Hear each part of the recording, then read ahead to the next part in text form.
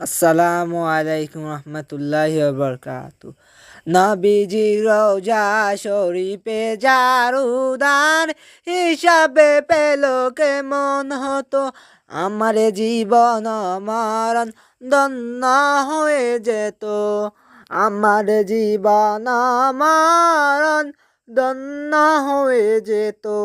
আল্লাহ কবুল করো আমার দুহান, আমি যাব মদিনায় জারুদার হিসাবে। আমার স্বপ্নে যদি পূরণ হতো, কত লক্ষ মায়ের সন্তানের স্বপ্ন যদি পূরণ হয়তো, ধন্য হয়ে গেল নে। আপনারা আসসালামু আলাইকুম রহমতুল্লাহ। আপনারা লাইক সাবস্ক্রাইব করবেন আমার চ্যানেলটাকে। আসসালামু আলাইকুম রহমতুল্লাহি ওয়া বারাকাতুহু। আল্লাহ সবার সন্তানের কবুল করুক। মদিনা জারুদ